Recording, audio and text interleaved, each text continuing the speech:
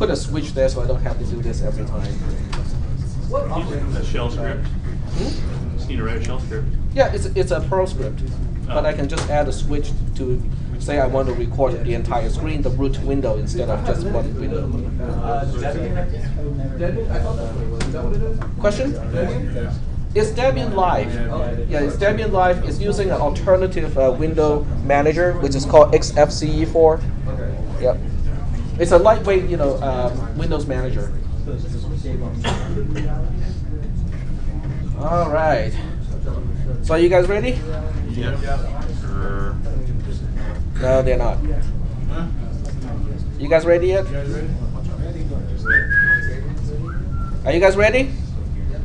All right, very good. It's like a flight deck of a carrier, aircraft carrier.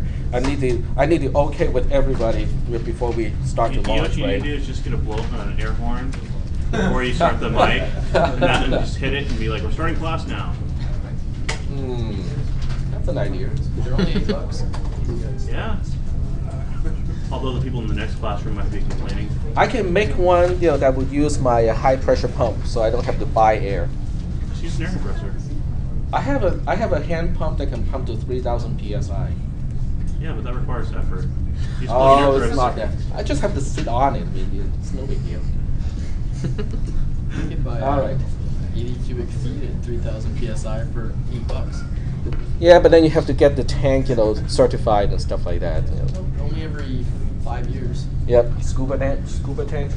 Yep. All right. Here's your new homework assignment. All right. It's nothing new. We talked about this stuff already on Tuesday. It's about loops. So once again, this time I tried to make my instruction a little bit more clear. Make sure you use OpenOffice, LibreOffice, and make sure you have the software customized to your name. In other words, the first homework assignment is not really just for the first homework assignment. I want you to have the right setup for all the following homework assignment. So all the homework assignment, you have to do it with OpenOffice or LibreOffice and also have your name on it. Yes? I know you told us this the first day, but to do that, to customize it, you just go into Tools and Options and fill it out, right? Correct. That's all you need to do? Okay. Yes. However, if you do it at the lab and use the lab's installation, the lab has what we call deep freeze installed. So every time you start it, after the computer resets, it would have forgotten your configuration. So you do it at home, so you should only have to do it once. And for those of you, go ahead. No, I was just saying, what about the portable one? The portable one, you should only have to do it once. It stores the configuration. So once I go to the tools and option and I put my name there, I don't have to do it again? That is correct. Okay. Yep. And if anyone is using a PC, Under tools. yeah, it's under tools and then options. I recorded that in one of the classes already, so you might want to re-watch the video from I past think it's like the classes. first class. Yeah, first class. I probably did it before the assignment was assigned or on the day the assignment was assigned. So definitely re-watch the video. The other thing, I cannot remember what I was about to say. Oh, that's right. If you share your PC at home, with your family members, it's no big deal. Just go ahead and create a new account for yourself. So that way, your settings with LibreOffice will stay with you when you log in under that name. Okay, so that's a quick and easy way to make sure that you can use your name and only your name when you use that account to do your homework. All right. So let's take a look at this file, and I just want to make sure that everybody understands what the homework assignment is about and also how to do it. So we'll go ahead and put it into, say, today's folder.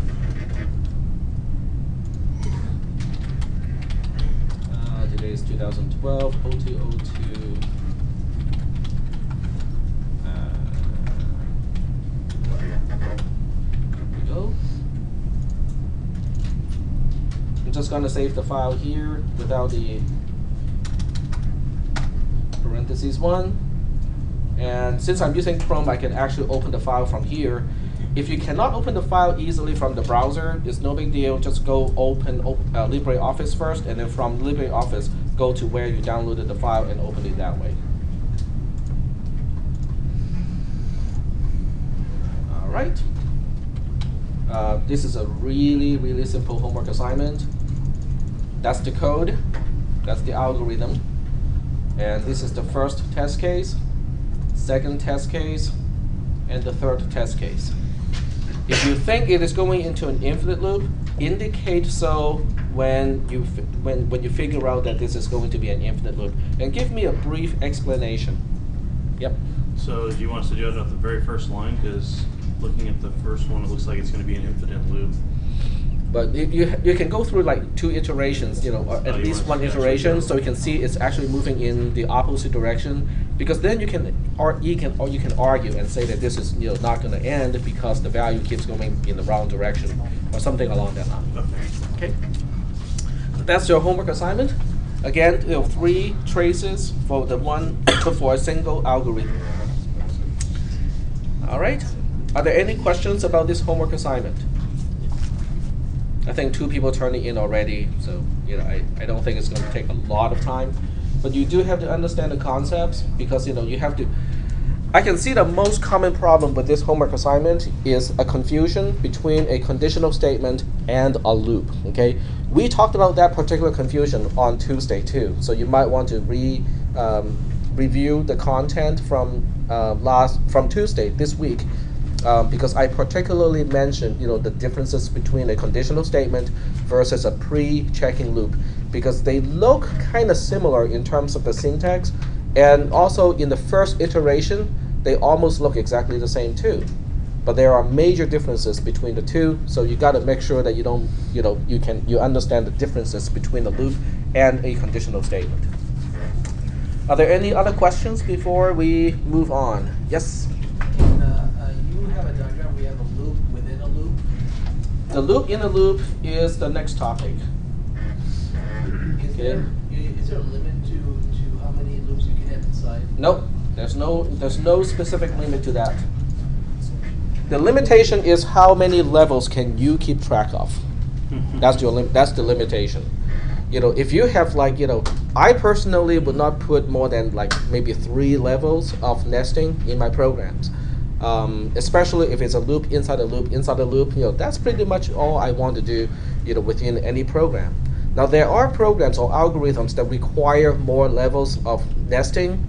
In those cases, we'll have to use another mechanism so that when you look at one single algorithm, it only has 3 levels of nesting. We'll talk about subroutines later, and that's the concept that we'll use in order to say every algorithm can only have up to 3 levels of loops.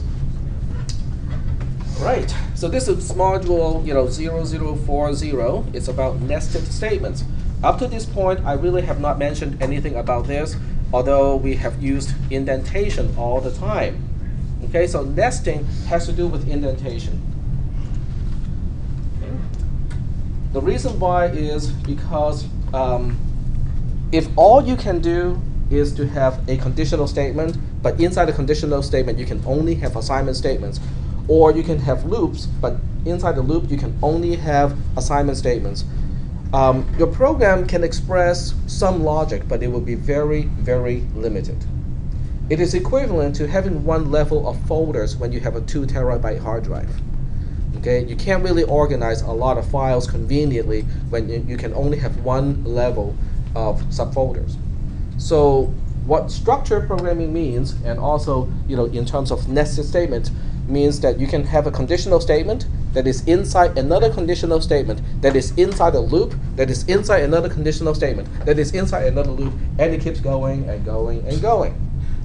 Okay, the real limitation of how many levels you can nest is up to the compiler to decide, and it's going to be some really insane number of levels, way more than what we can keep track of. In this class, my recommendation is 3 or 4 levels would be pretty much at our limit in this class. Okay. And I have an example here. This one has nesting already. Let's count the number of statements in this particular case. How many statements do we have with algorithm 1 here? Well, we have, including nesting, we have 3 statements. So what I'll do is I'm going to do something that cannot be captured, but it does make it a lot easier to present it in the class. shoot us something on top. Okay, let's count the number of statements here. Line 1 is definitely one statement. It's an assignment statement all on its own. We can see line 3 is an assignment statement too. So that's another statement. We have 2 statements now. But guess what? Line 3 is inside a compound statement. It's inside a loop. So from line 2 to line 4 is actually another statement. So we can say that this program actually has 3 statements. Line 1 is 1, line 2 to 4 is considered a statement, but inside that statement is another statement, which is line 3 on its own. Are we doing okay? In other words, if you want to look at this as files inside folders, we have a root folder, and I don't even count the root folder as a folder. C:\/ is not a folder. It's not an item that I'm counting. It has a file and a folder. Inside that folder is another file. So what I'm doing is I'm counting the number of files and folders within a structure. So in this case, there are 3 items. One file at the root folder, 1 folder at the root folder. But inside this folder is another file. Are we doing okay so far? Once I use the file structure analogy, I think most people can make the association. So that means we have been using nesting all along. It's just that I never referred to it as nesting. And when you use nesting, it is important to have indentation. Anything that is nested, anything that is inside something else, you need to have the right indentation. So visually, you can easily tell, oh, this thing contains these items that are inside it. And inside, you can have some additional items that can also contain additional items. This one is way too easy. We'll take a look at a more complicated example. So at least for about the next half hour or so, we'll just be tracing this particular algorithm. Some parts of this algorithm is really easy. It's really, there's nothing to it. Other parts, well, we'll stop, we'll slow down and explain where we should be going at that point. And also, for anyone who have not read the notes ahead of time, there's also a big picture, pictorial representation of this. Yeah, you can kind of imagine how much time I spent to draw this picture. But it represents the algorithm itself. So anyone who cannot really see how the execution is going from this line to the other line, you can refer to the pictorial representation in this case. And I also presented, the trace also inside the notes. In other words, I'm just repeating what I have already included here in the class. Okay. But reading my own notes is absolutely boring. So what I'll do is I'm just going to trace it again using a spreadsheet. So we'll do it on the fly using OpenOffice Calc or LibreOffice Calc. First thing first, we have to copy and paste the algorithm, and it's not going to work because this is actually a bitmap. So there's no way for me to copy and paste it. Well, except manually like this.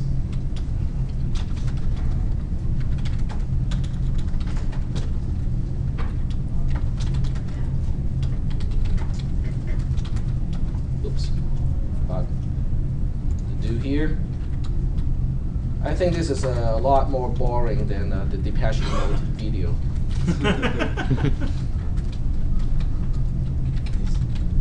Watching live typing. And we'll just go ahead and do this without indentation. In other words, I'm not leaving any white spaces before the lines, just to show you how painful it is without indentation. If you take other classes, loop, in, loop. When you take other programming classes, particularly cisp300, 400, 430, 401, 370, 371, all of those classes, the instructor will require you to use the proper indentation. In other words, if your indentation or the empty space from the left on the left-hand side is not correct, the professor may deduct points from your homework assignment. because it is a very, very important habit to make sure the indentation is correct. Okay. Yep. What indentation, sir? Indentation means, something like this. I'm going to undo this part, but this is indentation. So Just- like making it centered. No, not center, just leaving some space on the left-hand side of the A line. better example is your bitmap you have on the other screen. Yeah, that one has full indentation already. Yeah, you can see like this is one segment This and is all there's lined another up. statement. Yep, and they line up too. Yeah. Yep. All right. So we'll go ahead and just undo the indentation because I want to show you how painful it is without indentation. So we'll go ahead and start a new window and do the trace. The trace itself, for the most part, is fairly boring, but there are certain points where we'll say, but where are we going to go from here? So we'll do this part. Line number, we have 3 variables, I think. Sum, x, and y. And we'll go ahead and shrink these lines. These might need to be a little bit wider, like that. Okay, I think we're good. Okay, let's talk about the precondition first. Since I did not tell you ahead of time what you can assume in variables x, y, and z, you have to say that they're all unknown. Okay? The only time you can put some values into the variables is when I tell you ahead of time the values of the variables as a precondition. If I don't say anything, they're always unknown. All right, so we'll start with line 1. Line 1 is easy. X gets 0, so the new value of x is 0. It was unknown before.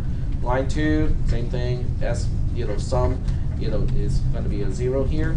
And then we'll get to line 3. Attack, we talked about loops already. This is easy schneezy, right? I mean, line 3 is just checking the condition, whether it's true or false. If it is true, we get into the loop. If it is false, we get out of the loop, and we get to post. That's pretty easy. So we just say x is less than 3 is either true or false. Is it true or is it false? It's true. It is true because x has a value of 0 at this point. 0 is less than 3 is true. We go into the loop. That's easy because line 4 is inside the loop. Okay, so we go to line 4. Line 4 has a really easy job to do too. It just has to initialize y to 0. Okay, no big deal. And now we have line 5. Even at this point, the fact that we have a loop inside a loop is not difficult because we're moving forward. We keep moving forward. There's no need to go backwards anymore, and not yet anyway. So when we get to line 5, we just evaluate the condition just like we would with any type of pre-checking loop. So we have to say, okay, y is less than 2 is it true or is it false? It's true. Y has a value of 0. So we have to get into that loop too. In other words, we continue to move forward onto line 6. Okay, line 6 is a pretty easy thing to do. Y gets y plus 1. So y was 0. 0 plus 1 is 1. And 1 gets back into y. Y is now updated to a value of 1. Then we go to line 7. Pretty easy too. Line 7 is just adding up, the variable s plus y plus x, 0 plus 0 plus 1. Now remember, y is now updated to 1, so you got to pick up the current value of y and not the value from before. 0, 0 plus 1 is 1. So the sum is updated to a value of 1. Now we have a question. Where are we going to go next? Back to the beginning of line 5. Okay, that is correct. But let me just emphasize what the question really is about. We know when we read the notes on loops, at the end of the body of a pre-checking loop, we have to go back to the beginning of the loop. Do you guys still remember that? Otherwise, it would not be called a loop. But now we have a problem because we are inside not one loop but 2 loops. Okay, the first loop starts on line 3. The second loop starts on line 5. So when you're at the end of the body of a loop and you have to go back to the beginning, now we have to decide, but which one are we going back to? What do you guys think? The inner one. The inner one, because we have to go back to line 5. Very good. We have to go back to line 5 and not line 3 yet, because The while is like an open parenthesis. The end while is like a closed parenthesis. Now, you already know how to deal with expressions that have multiple parentheses and nested parentheses. You have to match the level of the parentheses. And it's exactly the same thing here, except they don't look like parentheses. It's just while versus end while. That's why we have the indenting. And therefore, the indentation makes it easier to read. Because without that, you actually have to scan line by line up and say, okay, which while am I going to match here? In this case, it's not too bad. Imagine you have 4 levels of loop and you're dealing with the second or the third level, the in-between levels. So now you have to count, oh, okay, that loop is already done. We should not count that. Okay.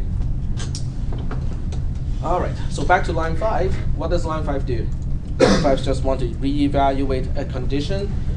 Okay, so we say y is less than 2 is still true because y has a value of 1. 1 is less than 2 is true. We go to line 6, y gets updated to 2. We go to line 7. We have to re-add all 3 components. 1 plus 0 plus 1 is 3. Sum gets updated to 3. And then where do we go? Line 5 again. Okay. Y is less than 2 is false now because y has a value of 2. 2 is less than 2 is false. Now where do we go? Line 3. No, not yet. When we are when the condition of a pre-checking loop is false, we exit the loop. So do we have anything else to do after this loop? The answer is yes. We have one little thing to do at the end of this loop. The end of the loop is on line 8. There's line 9 that is immediately following the loop. So we have to go to line 9 and not back to line 3 just yet. Okay? Are you guys starting to see why without indentation this is a little bit hard to track? Yes. Okay? So on line 9 we have to add 1 to x. X goes from 0 to 1. And then after that, line 9 is the last line of a loop 2. So we have to go back to the beginning of a loop. Which one should we go back to? 3. We have to go back to line 3 because the inner one is already matched. It's done already. So we have to match the outer parentheses instead of the inner parentheses in this case. So we have to go back to line 3 this time. Does anyone want me to put the indentations back? I think it's fine for right now. Well, I'll go ahead and put the indentations back just so that you can see the differences. Okay. So the indentation is, when you're inside a nested structure, you increase the indentation once. But this code here is inside another nesting level, so they have to be indented again. Now, with the indentation, it's a lot easier to read now because if you want to just vertically align everything, if you look at line 6 and line 7, they are completely aligned, and they're inside the indentations of line 5 and line 8. So visually now you can see that lines 6 and 7 are inside the construct from line 5 to line 8. But you can also visually tell that line 4, line 5, line 8, and line 9, they all have the same indentation. In other words, they're all inside the same container, which is another clue to tell you when the inner loop is done, when we're done with line 3, when line 3 has a false condition, we have to go to line 9 because there's one other thing to do after that inner loop. Question? You have to go through the inner loop like 3 times, don't you? Only twice because Keep sending y back to 0. Send y back to 0. yes. Yeah, every time we go through the inner loop, it will go through 2 iterations. So you're right.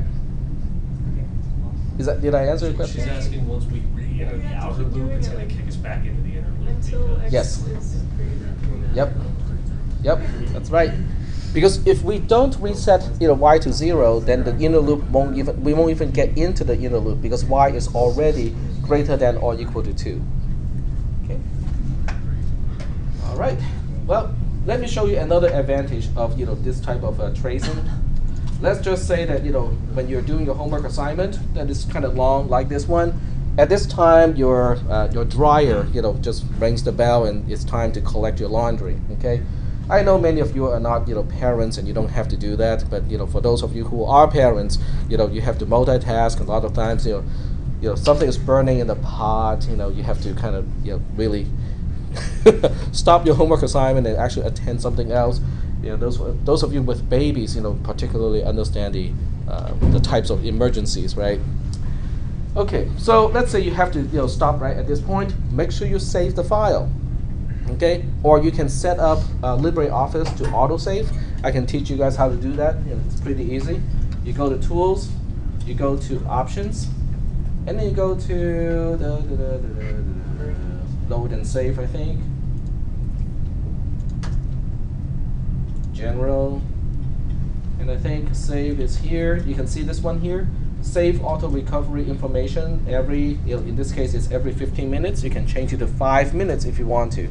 So what happens is if you don't save your file manually by clicking the save symbol or Control S, typing Control S on the keyboard, your computer will keep saving the changes that you have made already into a portion of your file system. Let's just say that your 2-year-old just comes along and you have a desktop computer and the 2-year-old decides to unplug your computer. Forget about the switch, the cable is more fun, yank it out, and your computer just comes crashing down. Next time you start up your computer, you go back into LibreOffice, it will ask you and say that your document was not saved last time. Do you want to recover? That's a great feature because at the most, if you set this up to 15 minutes, auto-save every 5 minutes, let's say 5 minutes, you can lose at the most 5 minutes worth of work. Okay, it's a great feature. I'm trying to teach my daughter to save her files because she would type up a long article to turn in as homework assignments, and then she would not save the file. I look at the title, it says Untitled. And then she always forget to plug her laptop computer back onto the adapter, and sometimes the computer runs out of juice, and then she'll be panicking and say, "I just lost 2 days of work, and I have to turn this in tomorrow, and there's only 2 hours left before I have to go to sleep." And that happened like a few times over the past few years. So I'm still trying to get her into the habit of saving files.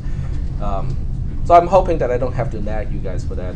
I'm hoping that I'm not going to get any email at 11 p.m. saying that I forgot to save my file. What am I going to do? Too bad. So make sure you set this up. It's all going to be helpful. Now, getting back to the point that I was trying to make here. So the next day, when you're done with your diapers and laundry and cooking and washing and stuff like that, you come back to your homework assignment and go like, oh, well, I didn't really quite finish my homework assignment. Where do we start here? There's no need to start from the beginning. We are now on line 9. Let's go from line 9. You go back to the algorithm. Line 9 is here. And guess what? You also know the variables values at the time when you get to line 9 last time. So you can continue the trace without having to start from scratch again. That's the nice thing about traces is you don't have to start from scratch because everything, the state of all the variables are stored on the spreadsheet. So at this point we can just go on. Okay, after line 9, according to this, we have to go back to line 3 because the indentation tells me that line 5 to line 8 is already done. There's no need to go back to line 5 at this point. So I go back to line 3. Line 3 is going to reevaluate the value of x. X is less than 3 is still true. Then we go to line 4. Y gets reset to 0 because otherwise line 5 would just be false and then we don't have anything to do inside the inner loop. So this forces us to go back into the inner loop because y is now 0. When we compare y to 2, it is true again. Okay? Are there any questions about this part? Why the condition of the inner loop is true again? Yep, go ahead. Isn't row 5 up to row 13 all the same constantly? Row 5 to row... In the trace. Oh, in the trace? Yeah. Row 5 to row 13? Isn't it always going to repeat? Well, let's do it one more time and we'll see. Okay? We'll go ahead and do it. The values of y are the same, but when you update the sum, s is not going to be the same because it keeps incrementing. Because the right-hand side refers to the sum itself, so it is always adding to what you already have in that variable. Okay. But we'll go ahead and do something that is kind of lazy in a way, but kind of it can also be complicated in a way. All right. So we get to line 6 because once we get into the loop, we're on line 6. Line 6 says we want to add 1 to y. All right. So normally I would go to this cell and just type 1 because y was 0. You add 1 to 0, it becomes 1. But this time I'll do a little trick in spreadsheets. Okay. I will say that the value of this cell equals to the value of this cell plus 1. Okay. That's a spreadsheet feature. You can have the value of one particular cell based on the value of another cell. Okay, it doesn't seem to be a very big deal here. And then we go to line 7. Okay, line 7 is basically saying we want to add the value of s itself, x, and then y. So once again, I'll say the value of this cell is not 5. I'm not going to type 5 itself. I will say this equals to the value of this cell plus the value of this cell plus the value of this cell. Yep, turns out to be 5, just fine. Okay, I'm doing this for 2 purposes. The first purpose is I'm really bad with my arithmetics. Okay, when I add something, I always add it up wrong. This way, it's not going to be wrong. But the second reason is I can copy and paste this code later on. Okay, so I'll show you why, how you can do that later on. Because what I'm doing is I'm expressing the value of this cell from the perspective of other cells relative to this cell's location. All right, we get to line 8. Line 8 is not something that we execute. We go back to line 3. Oh, line 5, sorry. Line 5 says, is y less than 2?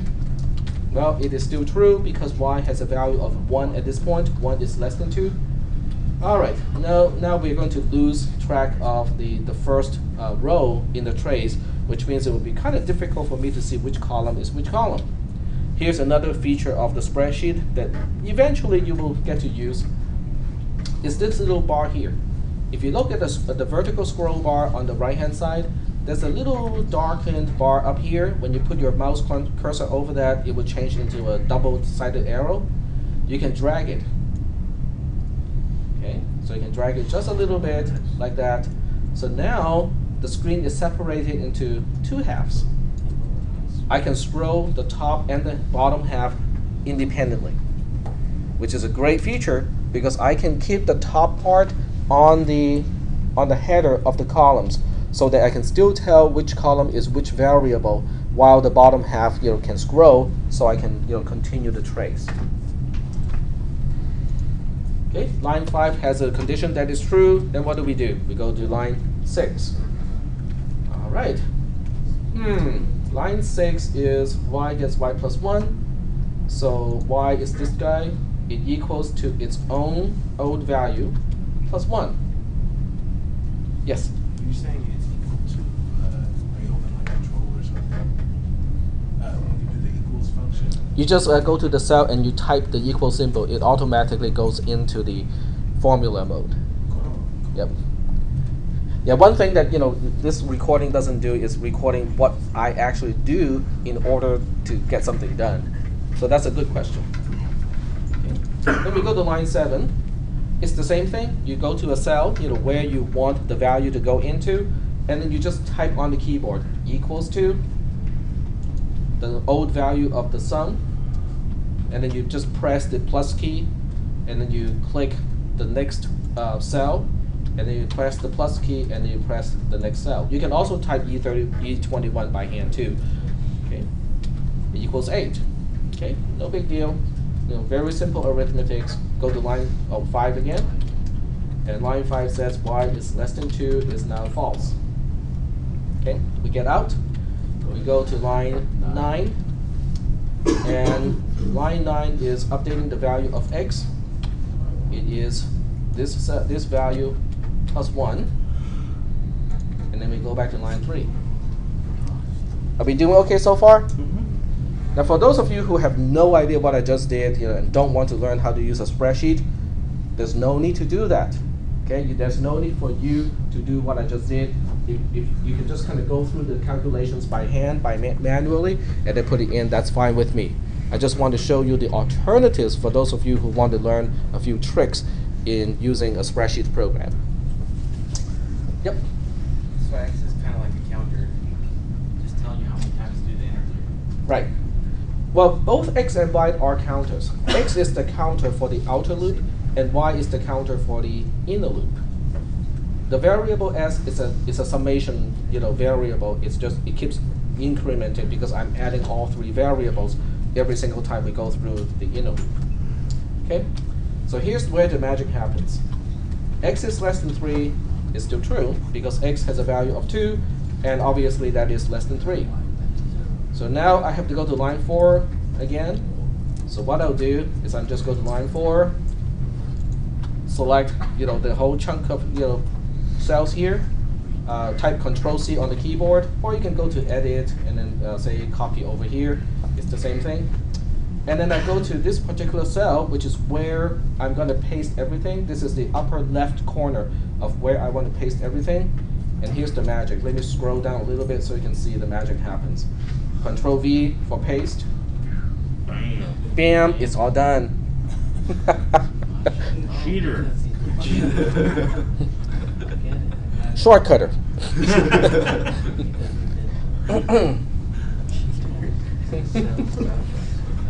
Okay, but that's the right way to use a spreadsheet. Okay, if you can express the value of one cell as a formula or expression of the other cells, that's a better way to do it than to do it by hand and then type in the answer by hand. Okay.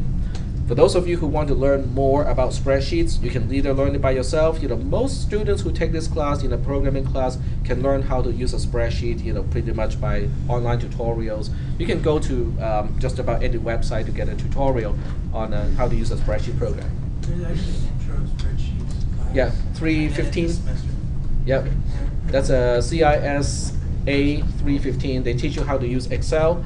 OpenOffice is close enough to Excel. Most of the stuff that you learn in Excel would actually work in Calc as well. Yep. You're okay if we turn in our homework with formulas in the cells? That's fine with me as long as they're correct. All right. So that makes my job a whole lot easier because now I have just gone through another iteration of the outer loop, including the 2 iterations of the inner loop. Okay. I'm back onto line 9. Line 9 is the end of the outer loop. I have to go back to the beginning of the outer loop, which is on line 3.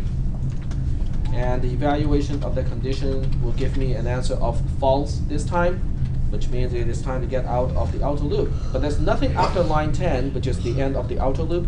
So that means I'm already done with my algorithm. We get to post, and we're all done. Okay? Any questions? No questions? You're a little cheating. Shortcut.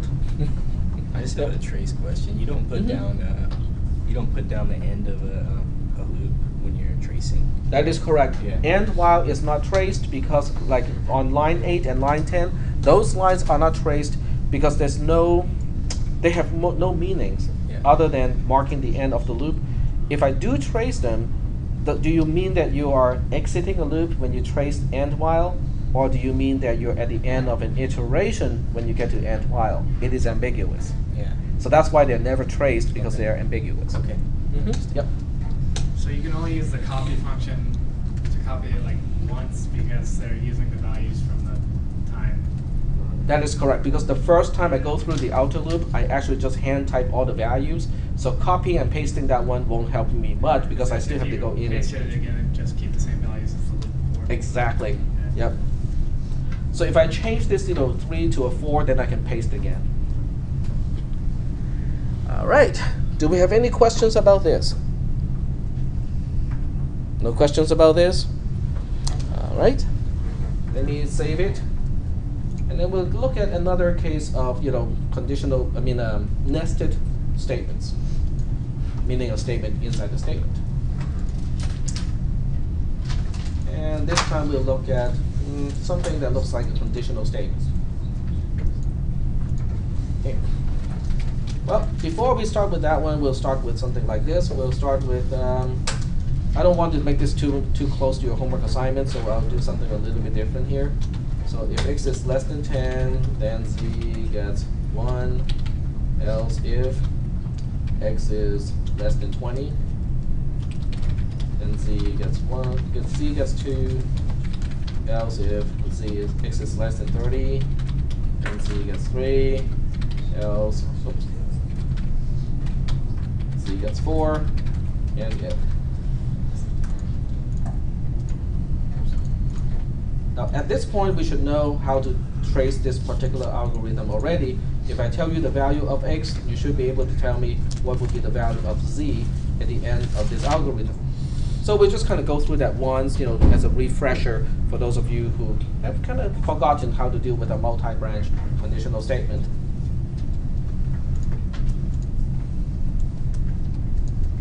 It doesn't seem to have anything to do with nesting, but it has everything to do with nesting. And I'll show you guys what that means, what I mean by that later. Okay, so we have comments because we have conditions to evaluate. We have line number, we have the value of x and the value of z. The value of x is predetermined. I have to give you that to begin with. So let's just say that the first time it is, 33, okay? That means, it doesn't have enough space to write the value. Z starts with an unknown value, and this is my precondition. All right, so we'll just go ahead and trace this particular test case once. We start with line 1. Line 1 evaluates 10 is less than 10, excuse me, x is less than 10. The answer is it is false. That's line 1. So if line 1 has a condition that is false, where do we go? Line 3. We go to line 3. Line 3 is comparing x to 20. X is less than 20 is false again. So we have to go to line 5. And then line 5 says x is less than 30. It's false too. That forces us to go to line 8. Right? So line 8 says, z gets a value of 4. And then we're done.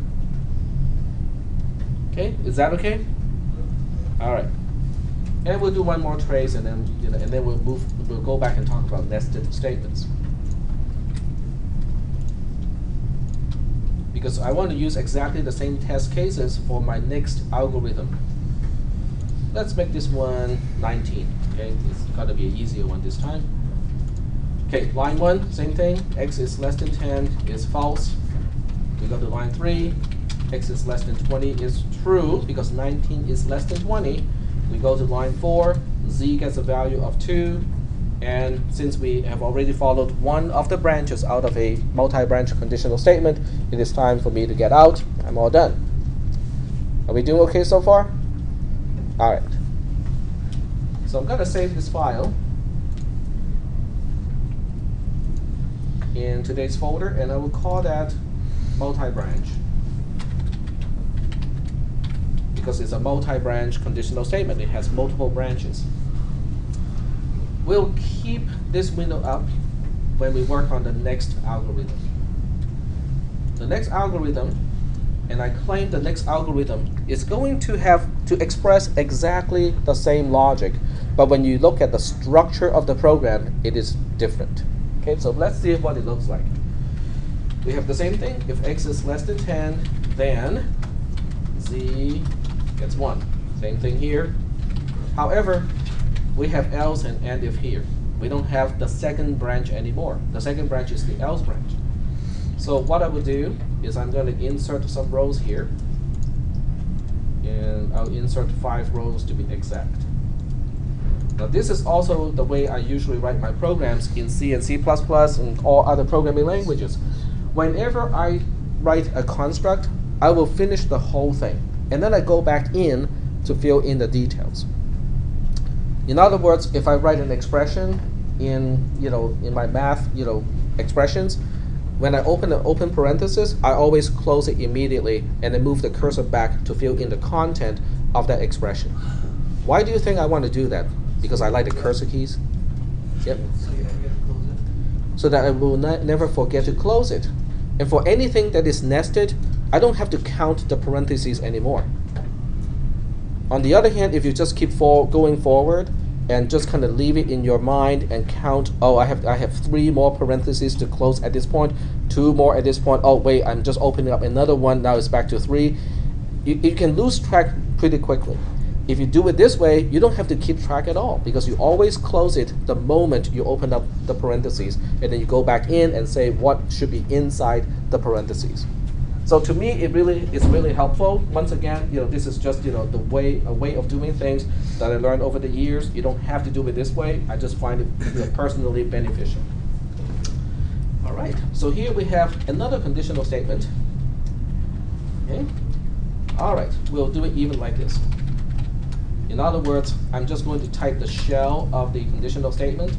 Now this is extra painful when we are doing this in a spreadsheet program, because if I do this inside my own editor, I just have to press the enter key to open up a new line. I don't have to right click and say new row every single time, but it's equivalent to this. You can also see that when I use indentation, I just have to do indentation once, because every time I insert anything here, it automatically has the indentation inherited from the neighboring rows.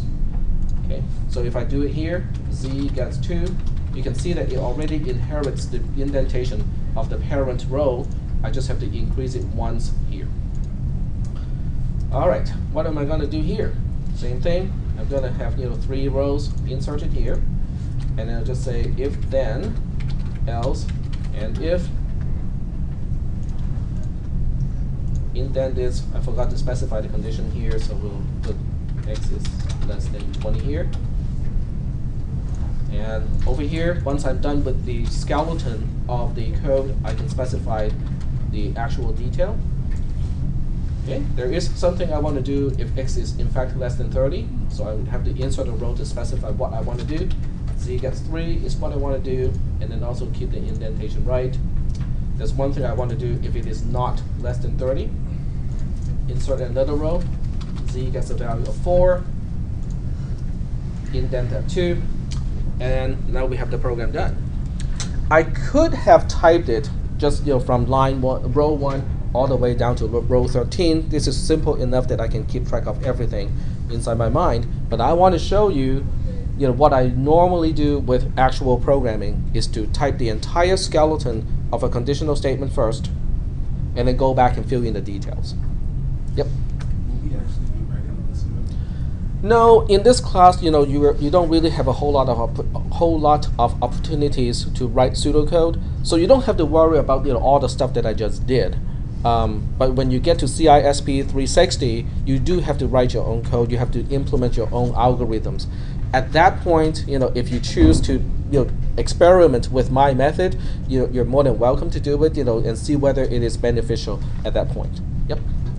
Should you indent line 2 too? Line 2, that is correct. Line 2 should be indented as well. Very good. All right. So now we have all the indentations done correctly, and we'll go ahead and trace the algorithm. Now, when you look at the algorithm on the left-hand side and the algorithm that I just typed, they look different, don't they? The first one, the one on the left, has minimal nesting. There's only one level of nesting. In other words, it's a single conditional statement. There's only one conditional statement on the left-hand side. Let me just point out which one I'm talking about. This one here has one single conditional statement. The one conditional statement has multiple branches, but it's still one single conditional statement. And that's why you can see line 2, 4, 6, and 8 have exactly the same indentation. Okay? When you look at the other algorithm that I just typed, there's one overall conditional statement. The one overall conditional statement starts with line 1. Line 3 separates the then portion from the else portion, and line 13 ends the entire construct. In other words, line 2 corresponds to the then of line 1. Lines 4 all the way to line 12 correspond to the else of the first conditional statement. Is that okay so far? Okay, but that is also implied by the indentations, because if you look at the indentations of line 4 all the way up to line 12, they have the same minimum indentation. So same thing here. Line 4, row 4, 6, and 12 define the structure of the first level in the nested conditional statement. The condition, the separation between the then portion and the else portion, and the end of the entire thing. And once again, line 5 corresponds to what I should do when the condition of line 4 is true. Lines 7 all the way to lines 11 indicates what I should do when the condition of line 4 is false. Okay, so this is nesting, and the structure is different, but we want to see whether it actually does the same thing as the other code or not, because that's my claim. So we'll go ahead and save this file first before I forget. And we'll call this nested conditional statement. And my claim is, these two algorithms are actually identical. They express exactly the same logic. And then some of you probably have a question right now and say, but why do we have to do it this way? This looks so convoluted. And I have the answer also. We'll talk about that later. Of course. All right, and I want to go back to the other one for the test case, because I want to use exactly the same test cases. Okay, so we have that. Paste it here. And now we are ready to trace it. Well, we still have to start with line 1. And in this case, the condition of line 1 is x is less than 10. Is that true or is that false? It's false, just like the last time, no big deal. But this time, okay, x is less than 10 is false. Now where do we go? We don't go to line 3, we don't track else, because else has no meaning. So we have to go to line 4, right? So now we're going into line 4. Line 4 is asking, is x less than 20? No, x is less than 20 is false too. And now where do we go? So we go to line 7. Line 7 asks, is x less than 30? Well, that's false too. And then where do we go? 10. We go to line 10. Line 10 is going to change z to 4. Now, technically speaking, now this is where, if I don't trace the end if, it's a little bit troublesome, because at this point, what is the next line I have to trace? It's actually post. I got nothing else to do.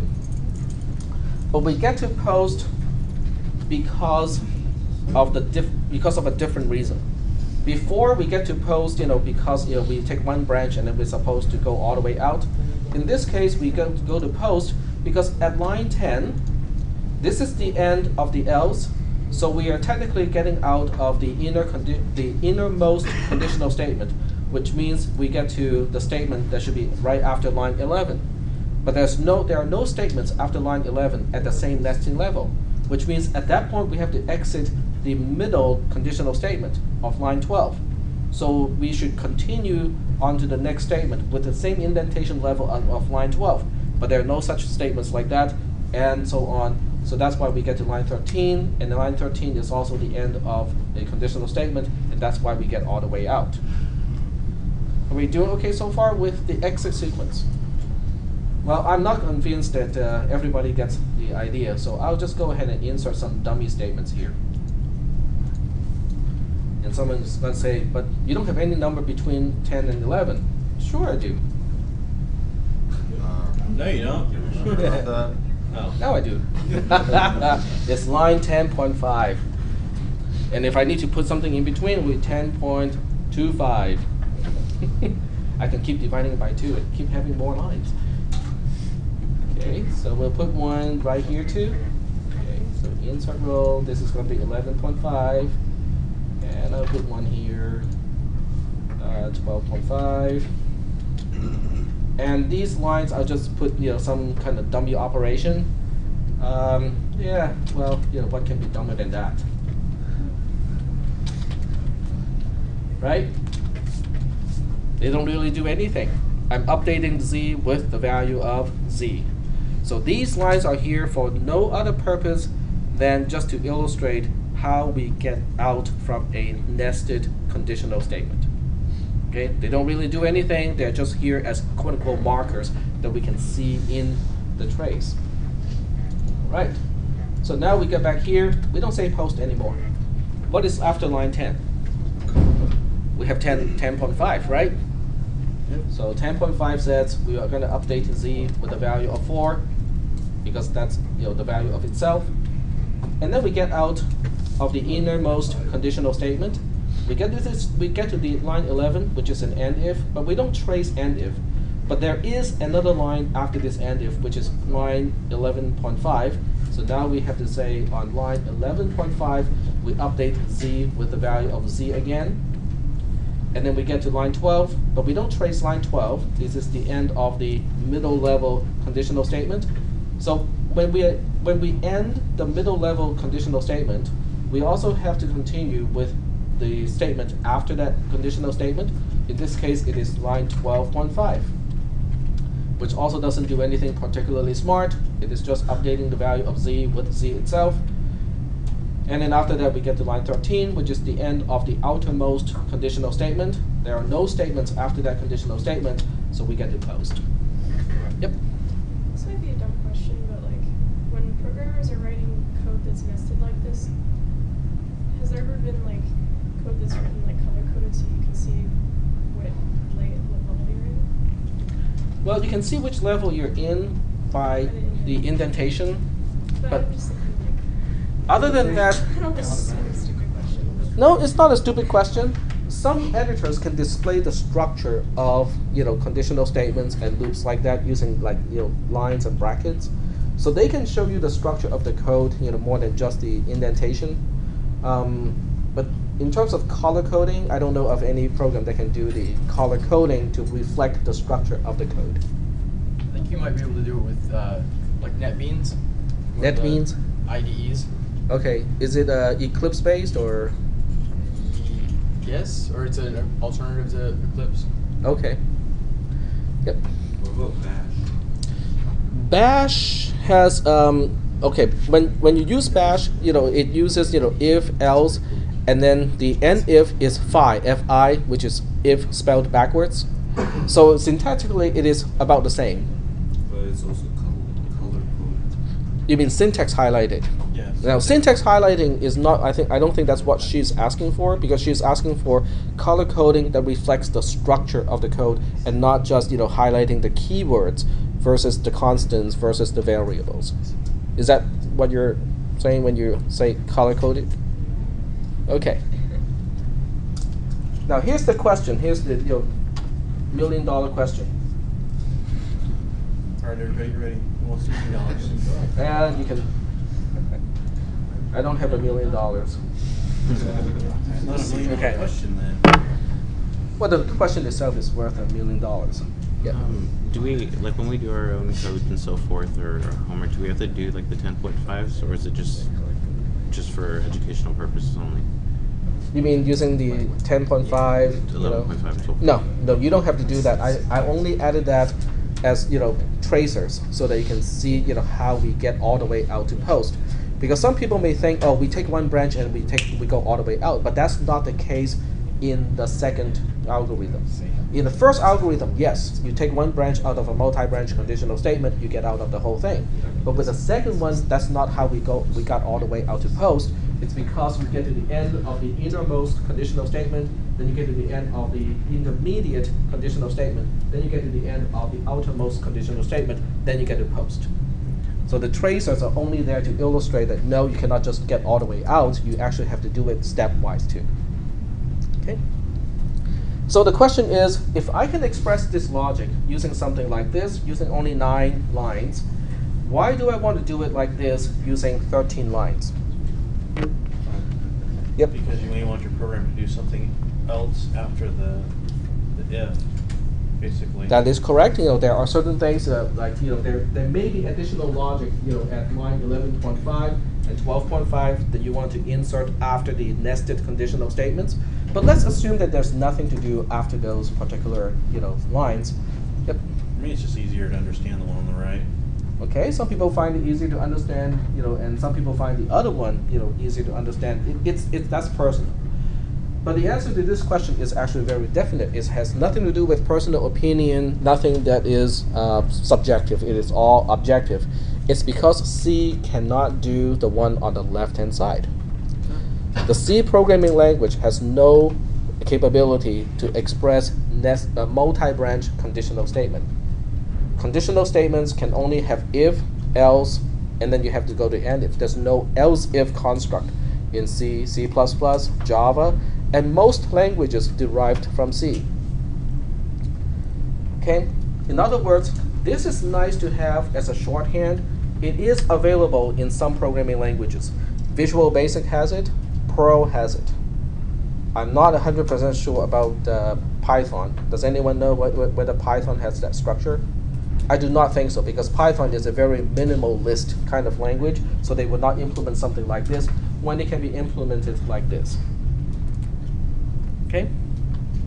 So that's why you need to know about the second form of the same logic, because in C, there's no way for you to express a multi-branch conditional statement like this. You have to do it like this. You have to use nesting to implement the same thing. Any questions about the alternative implementation, the nested conditional statement? Nothing? Alrighty. We have about 10 minutes left, which is just enough to start on the next topic, which is going to make some people somewhat uneasy. No, it's not Depeche Mode or Pet Shop Boys. Next time we'll play Pet Shop Boys. How about that? The Pet Shop Boys are no longer Pet Shop Boys. They're kind of Pet Shop old men.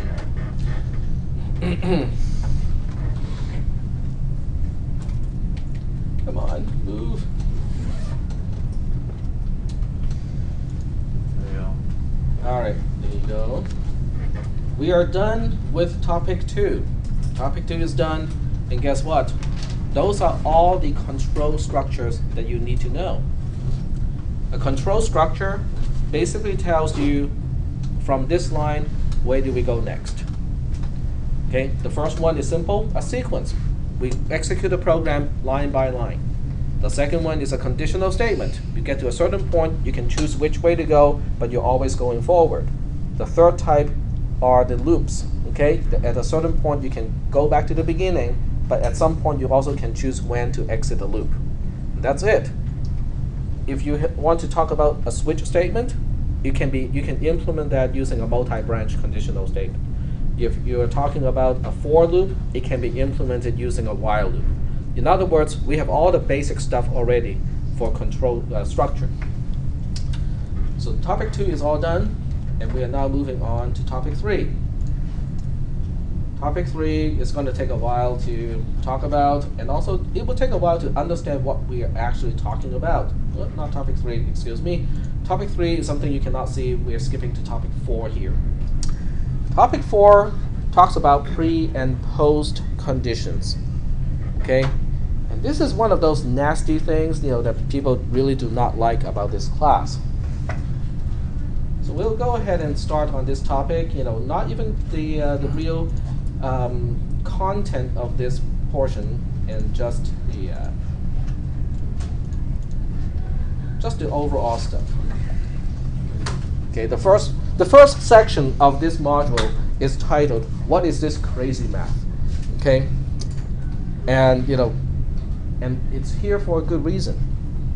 Okay, the question is, okay, let me just collect your opinion.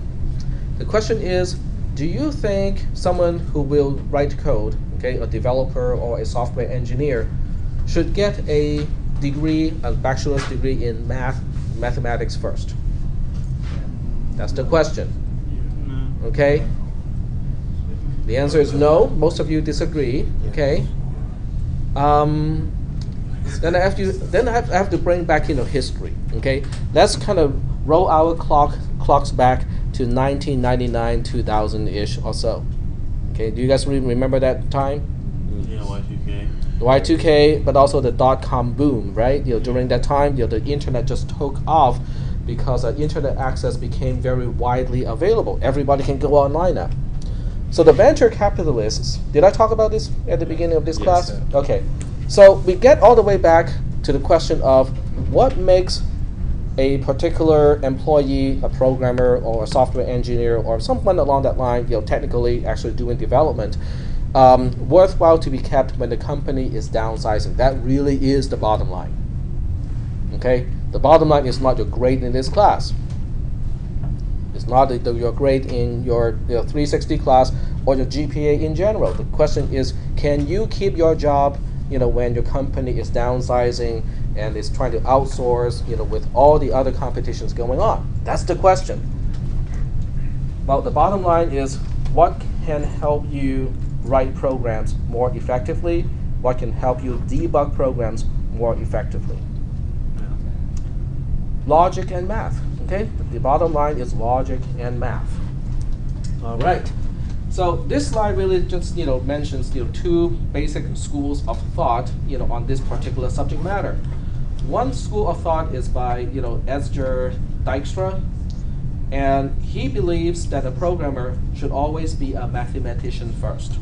Before you become a programmer, you go get a degree, a bachelor's degree in mathematics. Okay. The other school of thought is Donald Knuth, and this guy is still alive, and he is a professor at Stanford University. And both of these are basically giants. Okay, they're basically pioneers, who wrote a lot of textbooks for computer science that we still use at four-year universities. And this guy claims that with sufficient tools or sufficient advances of tools, everybody can write programs. Okay, so these are opposing, camps. One says, oh, you have to start with rigid mathematics, and then from there you can try to be more applied and start to write programs. The other one says, no, you don't need any formal training. With the tools that are advanced enough, anybody can write programs. Okay. That's not true, though. I'd have to disagree with that, because just because you can use Visual Studio, I promise you, you cannot program. You can't just jump on it with a book and try to learn that, because it won't work. Well, I'll push that argument just one more step. Just because you can program your VCR doesn't mean that you can become a programmer. Okay?